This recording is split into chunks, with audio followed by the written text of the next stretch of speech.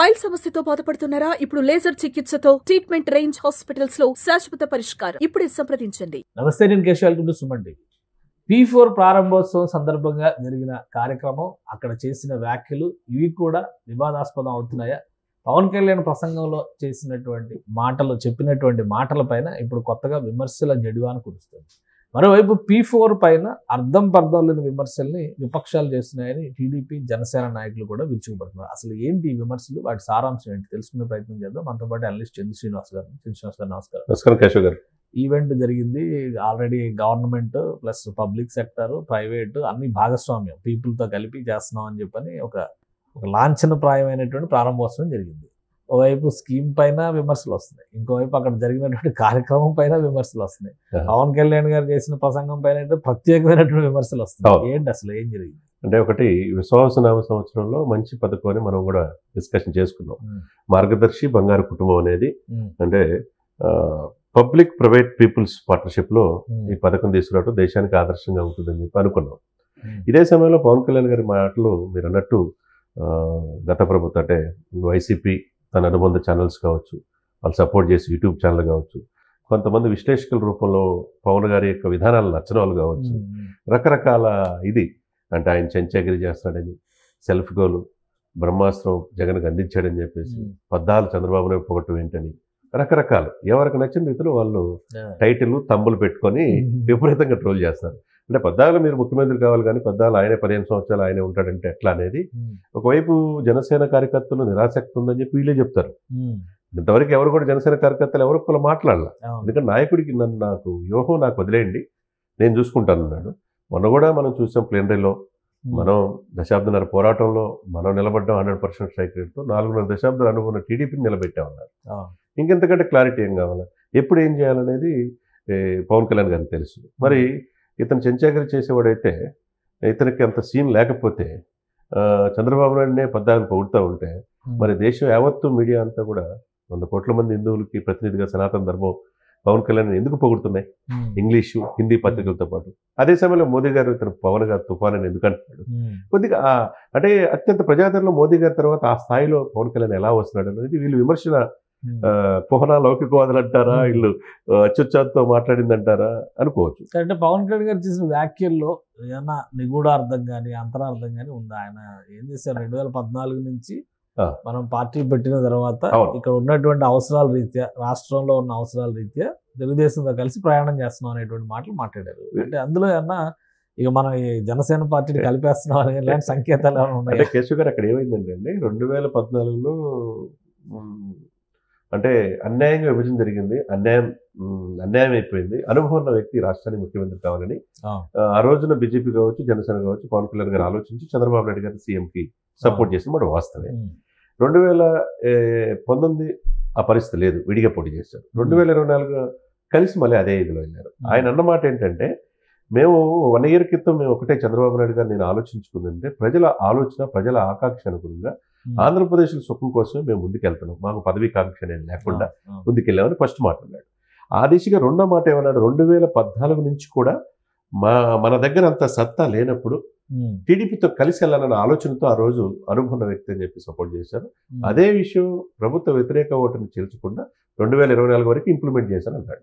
అంటే ఏంటి అంటే 14 ఆ సత్తా లేదు అన్నప్పుడు 2014లో వీళ్ళేంది 2024 వరకు సత్తా లేదన్నట్టు, ఈ రోజుకి లేదన్నట్టు దాన్ని అన్వయించుకొని దానికి మసాలాలు వేసి పులిహార కలిపి అన్ని రకరకాలుగా వీళ్ళే చేసుకున్నట్టు మాట్లాడారు. అది ఒక రకంగా జనసేన కార్యకర్తలు కూడా ఒక అయోమయం గురి చేసే పరిస్థితులు తీసుకెళ్లారు.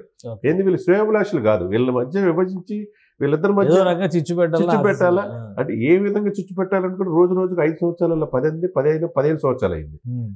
అది వాళ్ళు ఎప్పుడు ఎవరు సీఎం, ఈ రోజు చంద్రబాబు నాయుడు, రేపు పవన్ కళ్యాణ్ గారు అవ్వచ్చు, ఆ తర్వాత లోకేష్ గారు అవ్వచ్చు, దేశ ప్రధాని మోదీ గారి ఆశీస్సులు ఉన్నాయి. కాబట్టి ఇప్పుడు ఏంటంటే వీళ్ళు ఎందుకు ఈయన సెల్ఫ్ గోడ్ వెళ్తున్నాడు, మా దగ్గర సత్తా లేదని అంటున్నాడు. కరెక్ట్గా అది ఆలోచిస్తే వీడియో కనుక వాళ్ళు క్లియర్గా చూసుకుంటే, ఎవరైతే విమర్శించిన వాళ్ళు 2014 నుంచి మనం చూసుకుంటే మనకు అప్పుడు ఆ సత్తా లేనప్పుడు టీడీపీతో కలిసి వెళ్ళామన్నాడు. 2024కి ఎంత గ్రాఫ్ పెరిగిందో, ఓటు పర్సంటేజ్ కావచ్చు, ఇప్పుడు 21 మంది గెలవటం కావచ్చు, 2 ఎంపీలు గెలవటం కావచ్చు, 100% స్ట్రైక్ రేట్ కావచ్చు, కూటమి ప్రజారాజ్యం సాధించలేదు, జనసేన సాధించింది.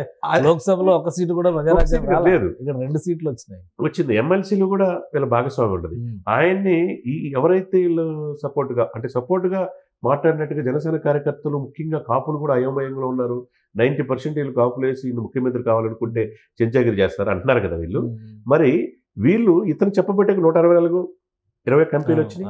94% లోకేష్ గారు కూడా నిన్న కామెంట్ చేశారు. 94% ఇదంతా చంద్రబాబు నాయుడు గారు కూడా అన్నాడు. ఆ రోజు పవన్ గారు నేను ఒక ఆలోచించే విధానం తెలియదు అంటే ఎక్కడ కూడా ఇప్పుడు పవన్ కళ్యాణ్ గారు చంద్రబాబు నాయుడు గారు ఫోటో పక్కన ఉంటున్నాడా లేదా, ప్రతి కార్యక్రమంలో ఉంటున్నాడు లేదా, వీళ్ళు రోజు రోజుకి బలపడేస్తుంది. వీళ్ళు మాకు అవకాశం లేదు భవిష్యత్తులో కూడా అనే నిరాశతో ఉండి వీళ్ళ మధ్య ఎట్లయినా కాపులకి పవన్ కళ్యాణ్ గారు చిచ్చు పెట్టాలని, కొంతమంది జనసేన కార్యకర్తలు చిచ్చు పెట్టాలనే ఉద్దేశంతో అలా మాట్లాడుతుంది తప్పితే ఆయనకి ఎంత శక్తి ఉంది, దేశ రాజకీయాలను శాసించే నేషనల్ పొలిటికల్ స్టార్గా ఎలా అవతరించారు, దక్షిణ భారతదేశంలో రేపు తమిళనాడులో కర్ణాటకలో ఎలా ప్రచారానికి తీసుకెళ్తారని మనం చూస్తున్నాం రోజు కూడా.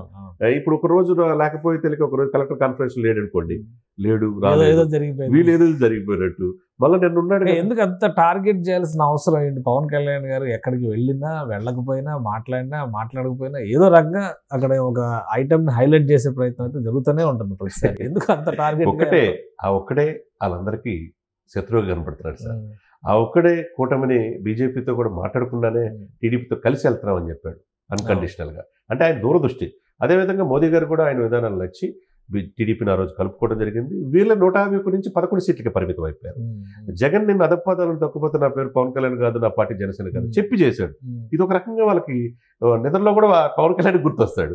ఇప్పుడు 9 జిల్లాల్లో 0కి పరిమితం చేశాడు. ఈ 0కి పరిమితం చేయకుండా ప్రకాశం జిల్లా కావచ్చు, చిత్తూరు కావచ్చు, మిగతా ఉత్తరాంధ్ర కావచ్చు, అనేక జిల్లాల నుంచి చేరికలంతా ఎటువైపు చేరుతున్నారు, జనసేనలో చేరుతున్నారు. మరి జనసేన స్ట్రాంగ్ ఉంటే రోజు రోజుకి ఇది ప్రాధాన్యత పెరుగుతూ ఉంటే భవిష్యత్తులో అధికార పక్షమైనా ప్రతిపక్షమైనా ఎవరు కనపడుతున్నారు? టీడీపీ, జనసేన, ఈ బీజేపీ కూటమే కనపడుతుంది. అంటే అవకాశం వైసీపీకి లేదన్నమాట. పోటీ వీళ్ళ మధ్య ఉంటుంది, సమన్వయం వీళ్ళ మధ్య ఉంటుంది. సమన్వయం రోజు రోజుకి బలంగా వెళ్తుంది. కాబట్టి అంతే తప్పితే అంత పవన్ కళ్యాణ్ గారు వ్యూహాలు తెలియనంత అమాయకుడేం కాదు. వాళ్ళ అన్నగారి నుంచి రాజకీయాలు నేర్చుకున్నాడు. దశాబ్దాల పోరాటి స్ట్రగుల్ ఫర్ ఎగ్జిస్టెన్స్, మనుగుడు కోసం పోరాటం అన్నట్టు దెబ్బలు తిని బాగా రాటు తెలిపాడు. ఇప్పుడు ఆయన మాట్లాడే ప్రతి మాటకి చాలా వ్యూహాత్మక ఉంటుంది. ఆయన మోదీ గారి పక్కన ఉన్నాడని ఈ విమర్శనవాదులు అందరూ కూడా ఆయన వ్యూహం ఆయన అనుసరించకూడదు, వీళ్ళు చెప్పే వ్యూహం అనుసరించాలి. వాళ్ళ బాధ అదే కదా. ఇక్కడ ఆయన వ్యూహాలు అంటే ఒకటంటే ఇప్పుడు పవన్ కళ్యాణ్ గారు చెప్పేటువంటి మాటలు కావచ్చు, ప్రసంగాల్లోంచి కొన్ని పాయింట్స్ తీసుకుంటే సరే ఓకే, ఏదో వాళ్ళ ఇంటర్ప్రిటేషన్ వాళ్ళు చేశారు అనుకుందాం. చంద్రబాబు నాయుడు గారు క్లియర్ గా చెప్పారు, పవన్ కళ్యాణ్ ఆ రోజు కలిసి రాకపోతే వేదికలో కూడా చెప్పారు ఆయన చాలా క్లియర్. అలానే స్వర్ణ భారతి ట్రస్ట్ లో జరిగిన ప్రోగ్రామ్స్ లో కూడా మాట్లాడారు. నిన్న విశాఖలో ప్రారంభోత్సవానికి శంకుస్థాపన కార్యక్రమానికి వెళ్ళిన లోకేష్ గారు కూడా నాదెండ్ల మనోహర్ గారిని గురించి మాట్లాడుతూ అరెస్ట్ అయినటువంటి సందర్భంలో ఆయన వ్యవహరించిన తీరు మొత్తం అంతా వీళ్ళు ఇంటిగా చెప్తున్నా కానీ ఏదో ఉంది అని ఏదో ఉందనిపించే ప్రయత్నం ఎందుకు జరుగుతుంది? అదే ఇలా అభద్రతా భావంతో ఉన్నారు. ఇవన్నీ ఒక ఎత్తు అయితే పురంధేశ్వరి గారు కూడా, భువనేశ్వరి గారు కూడా ఏం చెప్పారు, చాలా స్పెషల్ గా నా కష్టాలు ఉన్నప్పుడు మా ఇంట్లో నేను ఉన్నానా అని వచ్చాడు, ఒక బిడ్డగా నాకు కుటుంబాన్ని ఓదార్చాడు. అదంతా తెలియదా? వీళ్ళందరూ తెలియదా? బాగా నలిగిపోయాడని చెప్పి చేతిలో చేసి 164 మంది ఎమ్మెల్యేల ముందు పవన్ కళ్యాణ్ గారు చంద్రబాబు నాయుడు దగ్గర తీసుకుని తెలియదా వీళ్ళందరికీ? నేను బలం లేదు అంటే బలహీనుడు కాదండి. నేను అంటే బలం లేదంటే బలహీనుడు అనుకుంటే ఎట్లా వీళ్ళు? అంటే ఇప్పుడు రాజకీయం అంటే తల్లి చెల్లి ఎవరు సంబంధం లేదు, పదవి నా పదవి, నా అధికారం, నా నిధులు, నా ఆస్తులు, ఇదే రావాలా రాజకీయం అంటే? కలిసికట్టుగా కొన్ని అనుబంధాలతో రాజకీయం కాకూడదు సార్. ఇప్పుడు నేను నా జగనన్న వదిలిన బాణం, ఆ బాణం ఆయన దగ్గర లేదు, ఆయన వైపు రివర్స్ కొడుతుంది, ఆమె ప్రత్యేకంగా విమర్శిస్తుంది. మరి ఇటువంటి సమయంలో ఒకవైపు ఏమో పవన్ కళ్యాణ్ రోజు రోజుకి స్ట్రాంగ్ అయిపోతున్నారు, రోజు రోజుకు మోదీ ఆశీస్సులు ఈ కూటమికి, మోదీ గారి ఆశీస్సులు ఈ కూటమికి ఉంటున్నాయి తప్పితే జగన్ గారికి తగ్గిపోయింది. మరి నీకు అత్యంత విశ్వసనీయంగా భావించి ఏటుగా భావించే విజయసాయి రెడ్డి గారు కూడా బయటకు వచ్చి నీ పక్కన ఉన్న కోటరీ తప్పని చెప్పంటున్నాడు. మరి రోజు రోజుకి ఈయన బంధువులు బాల్యం లాంటి వాళ్ళు వెళ్ళిపోతున్నారు, అత్యంత విశ్వసనీయంగా భావించే వాళ్ళు వెళ్తున్నారు, బాలశౌరి లాంటి వాళ్ళు మీ నాన్నగారితో ఉన్న వాళ్ళు వెళ్తున్నారు.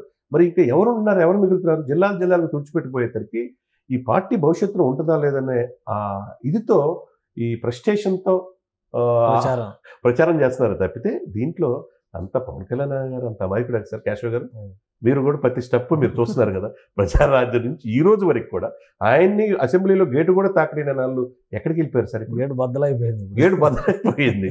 కట్ చేస్తే మీరు ఆ రోజు రైట్ హ్యాండ్ 2 years క్రితం అండి, ఎక్కడ ఎమ్మెల్యే కూడా కాదు, మోదీ గారు పిలిచింది ఎవరు పిలిచాడు? 33 పార్టీలు లెఫ్ట్ సైడ్ పెట్టుకున్నాడు, ఇప్పుడు రైట్ సైడ్కి వచ్చాడు. ఈయన పవన్ గారు తుఫాన్ అంటున్నాడు. మరి ఆయన ఏ రోజన్నా సొంత పనుల కోసం ఒక పనైనా చేర్చుకున్నాడా? ఈ ప్రాధాన్యం పెరిగేటువంటిది కూడా జీర్ణించుకోలేదు. తనతోనే వాళ్ళు ఇలా మాట్లాడుతున్నారు తప్పితే పవన్ కళ్యాణ్ గారు అంత అమాయకుడు కాదు. ఆయన వ్యూహం ఆయన సందర్భం వచ్చినప్పుడు బయటకు గత 2 సంవత్సరాలు రాష్ట్ర భవిష్యత్తు, రాష్ట్ర ప్రయోజనాలు ఈ రెండు ఉన్నంత వరకు కలిసి ఉంటాం. తర్వాత ఎప్పుడు ఏం జరుగుతుందో ఏం జరిగింది తెలుసు. 2 సంవత్సరాలు మనం చాలా ఇంటర్వ్యూలు చెప్పుకున్నాం సార్. పవన్ కళ్యాణ్ చాలా తక్కువ అంచనా వేస్తున్నారు, దేశ రాజకీయాలు శాసించే స్థితిలో ఉంటారు. మన సుమన్ టీవీ సాక్షి చాలా చెప్పాం, చాలా కొంతమంది కామెంట్ చేశారు. ఇప్పుడు అదే పరిస్థితిలో ఉన్నాడు కదా. భవిష్యత్తులో కూడా పవన్ కళ్యాణ్ వ్యూహాలు ఎవరికి అంతుపట్టవు. మోదీ గారి లెవెల్లో ఆయన ఉంటాడు. వీళ్ళకి రోజు రోజుకి ఈ యొక్క అక్కసు అదో పాతాళం ఇంకా అదో జగత్తే అన్నమాట. అదే పరిస్థితి అవుతుంది. కాబట్టి ఎవరైతే విమర్శించేవాళ్ళు పవన్ కళ్యాణ్ గారు అతి చూసి మాట్లాడతాడు. ఆయన అంత అమాయకుడేం కాదు. దేశ రాజకీయాలంతా ఆకలింపు చేసుకున్నాడు. భవిష్యత్తు కూడా పవన్ కళ్యాణ్ లేని రాజకీయాలు అనేది ఆంధ్రప్రదేశే కాకుండా ఉభయ తెలుగు రాష్ట్రాలే కాకుండా భారతదేశంలో కూడా పవన్ కళ్యాణ్ రాజకీయాల్లో ఆయన లేని రాజకీయాలు ఉండవు. రైట్. థ్యాంక్ యూ చంద్ర శ్రీనివాస్ గారు. ఇది పవన్ కళ్యాణ్ కూటమిలో ఒక బలమైన నేతగా ఉండడం, కూటమి పటిష్టతకి ఎప్పటికప్పుడు వ్యూహాత్మకంగా అడుగులు వేయడం, ముఖ్యంగా రాష్ట్ర భవిష్యత్తు, రాష్ట్ర ప్రయోజనాల కోసం తీసుకుంటున్నటువంటి నిర్ణయాల్లో ముఖ్యమంత్రి చంద్రబాబు నాయుడుతో కలిసి ముందుకు సాగుతున్నారు. కేవలం రాజకీయ ప్రయోజనాల కోసం చేసేటువంటి విమర్శలు, ఆయన ప్రతి కదలిక పైన ఏదో ఒక నిగూఢార్థం తీసేటువంటి ప్రయత్నం ఆంధ్రప్రదేశ్ రాజకీయాల్లో జరుగుతుంది. వీటన్నిటికీ అంతుచిక్కని వ్యూహాత్మక శక్తిగా పవన్ కళ్యాణ్ దేశ రాజకీయాల్లో నిలబడతారని చంద్ర శ్రీనివాస్ గారు విశ్లేషిస్తున్నారు. ఇది special discussion. Keep watching. Suman టీవీలో మీ పర్సనల్ అండ్ బిజినెస్ ప్రమోషన్స్ కోసం కింది నెంబర్కి కాంటాక్ట్ చేయండి.